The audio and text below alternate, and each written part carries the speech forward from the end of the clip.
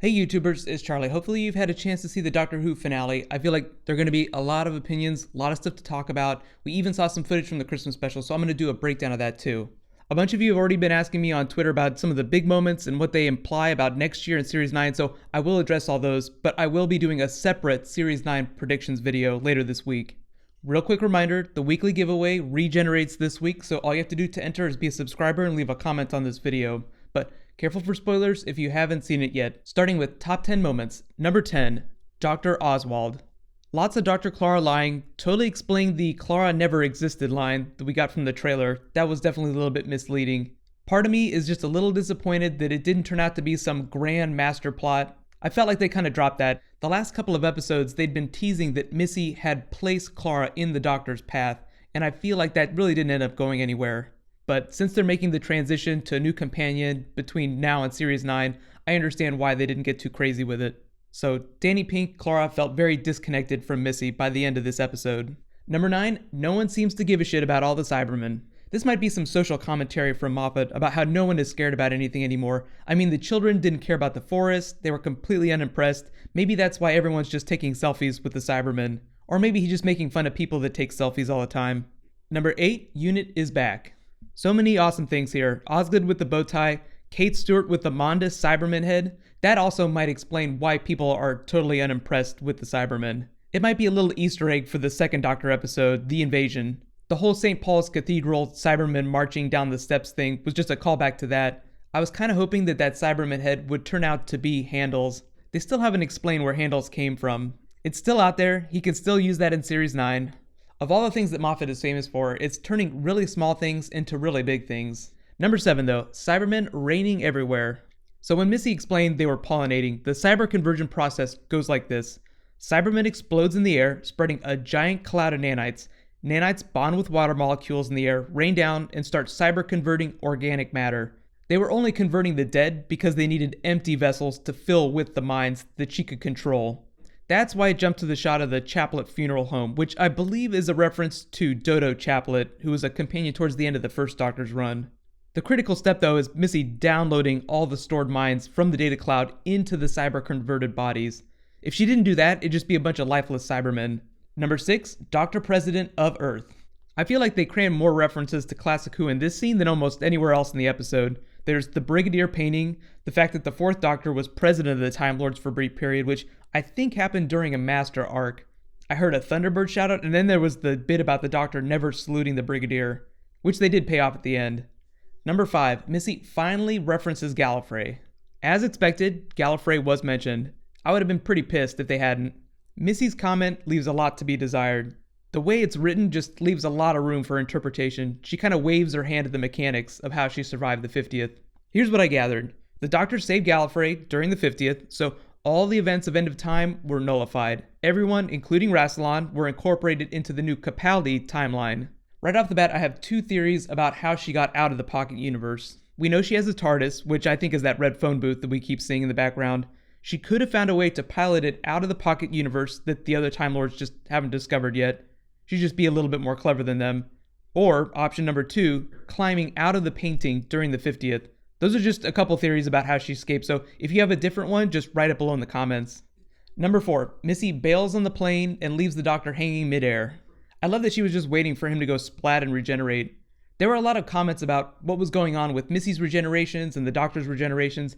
Even though there was a whole Matrix vibe coming off last week, and that was a classic story involving someone trying to steal the Doctor's regenerations, I didn't think Moffat was going to go that way with Missy. I feel like he was presenting her as like a brand new cycle, kind of like Capaldi. I know a lot of you hypothesized in the comments that Missy's somewhere around her 4th regeneration maybe. Neither of them are super worried about running out of regenerations or dying. The mid-air Dr. TARDIS save was a bit exciting. Yes, Seb going squee was a little bit much, so I was totally not surprised whenever Missy vaporized him. Really bummed that Osgood had to die for all this to go down. I really loved her character. And even though they saved Kate, I do think that Osgood is gone. I think they just didn't want to use the character again, so they killed her off, or they didn't think the actress was going to come back. They did give her a nice exit. I mean, Missy gave her all those nice compliments, called her pretty, tried to boost her self-esteem before vaporizing her. I don't think of Osgood as a companion, but I do feel like they gave her as close to a big companion exit as you could give a character that wasn't actually a companion. Number 3, Danny Pink, Cyberman Feels. Appropriately horrific reveal when he pulled that face mask off. I feel like we knew it was going to be him the minute we saw that crumpled up paper earlier in the episode. Who else was thinking of Dalek Oswin at the end of Asylum, like when we saw the human face inside the Dalek? I do feel like that moment is just a level of scary that Series 8 never quite got up to. Dalek Oswin, way more frightening to watch than Cyberman Danny Pink. Totally not surprised that Danny Pink had a level of control over the other Cybermen, although I feel like the Doctor could have done the exact same thing when he had that control bracelet. He could have exploded them all in the sky. Couple of really awesome graveyard favorites, including gravestones for Amy, Rory, and Victoria and Clara. There had been a rumor of an Amy Rory Cyberman scene, and I'm actually kind of glad that it wasn't in there. I feel like it would have been just way too much with them already doing all the Brigadier Cyberman stuff. Number 2, the Master explains everything. I just want my friend back. Best reason to destroy the human race ever. So, we just have to spend some time talking about Michelle Gomez in this episode. She did an amazing job of being sympathetic. I really feel like her version of the Master just desperately wants their best friend back, but because of Sound of Drums, she's completely insane, which apparently carries over from regeneration to regeneration. Think about it this way though, she did not care about what the Council of Time Lords was going to do to them whenever they got back to Gallifrey. That's how bad she wanted the Doctor back. Michelle Gomez wins this episode, always. You win. I really do think she's amazing, and I can't wait to see how Moffat explains her surviving this episode the next time she shows up. Yes, I definitely think she's coming back at some point. Maybe not the Christmas special, but hopefully at some point during Series 9. I feel like she'll just continue to be tied to the Gallifrey plot, regardless of whatever the next big scheme is. Just to address the coordinates that she gave to the Doctor, I feel like Gallifrey's out there, it's still totally fine in the Pocket Universe, she just omitted some critical piece of information. Either that, or the Doctor was just being a pudding brain and misinterpreted what she said. My number 1 WTF moment, Clara leaves, and we get Christmas special footage. So let's start with Clara. I totally understand the Danny Pink end credit scene. I understand why they wrote it that way. They just wanted to give his character a sad but really hopeful ending. I think the reason that they didn't have Clara jump into that void was just because they didn't want to repeat the Amy Pond scene from Series 7. Plus they needed her for that scene in the cafe to lay the groundwork for a new companion to come in. That could go down in the Christmas special, or they could save it for like the first episode of Series 9. I like that they slipped in another female Doctor joke with the Queen reference. I do think that we will totally see a female Doctor in our lifetime. I just don't think that it's going to happen in the next couple of regenerations. After that, we can reconsider. It's just a little premature to predict on when we'll see a female Doctor. Moffat has not confirmed Series 10 yet, but I do think he's coming back for Series 9. It's just because I think Series 9 is going to premiere about the same time that Series 8 premiered, and in order to do that, they'd have to start filming episodes really early in the year, which means they'd have to finish scripts to start shooting those episodes by the end of this year.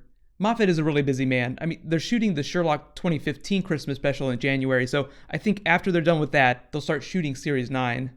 So now, just to address the Christmas special footage, yes, that was Nick Frost as Santa Claus.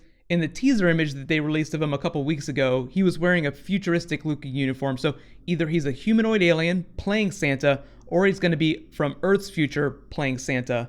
Christmas episodes always deal with Christmas as an event, so I think that explains the Santa suit, but I've seen a lot of you theorize that the episode's going to present Santa Claus as a real person. Like, he exists. He's not just a character that other people dress up as. The location's going to be a research station at the North Pole. Whenever the Doctor said that, I just thought of Ice Station Zebra, which is a Cold War movie from the 60s. The creature looks like it could be an ice warrior without the armor. Sometimes they spoil things like that in the promos, so they'll probably release more clips and images in the next couple of weeks. We've only got 7 before it actually airs, so just expect new things from the BBC once a week. So now the real question is how does this finale stack up against all the other finales, at least the recent ones? Just to try to be a little more objective about it, I'm only going to rank this finale against the other Doctor's first finales. So that's like Series 5, Series 2, Series 1. I think that when an actor who plays the Doctor gets more seasons, you just have more time to bond with them. So whenever they have like their second or third finale, it just ends up being more rewarding. So it's kind of unfair to compare Capaldi's first finale against David Tennant's third finale. First off, I think Eccleston's finale is still the best, the Series 1, then the Series 5 finale, then Series 2, then Death in Heaven.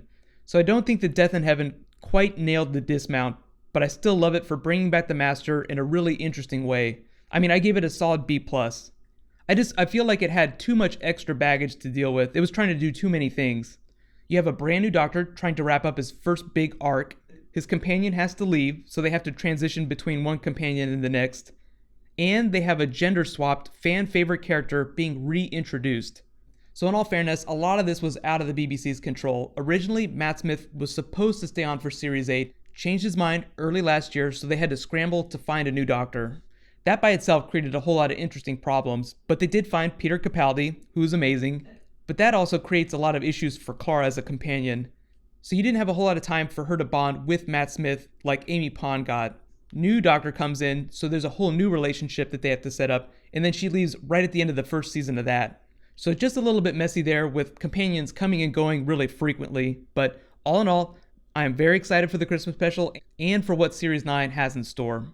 Like I said, I'll be posting a Series 9 predictions video later this week, so be sure to subscribe to get it. My Q&A will post tomorrow, so be sure to ask all your finale, Gallifrey, Christmas special questions. Right now, you can click here to get that. I'll add the annotation as soon as I post it, and you can click here for my episode 11 video.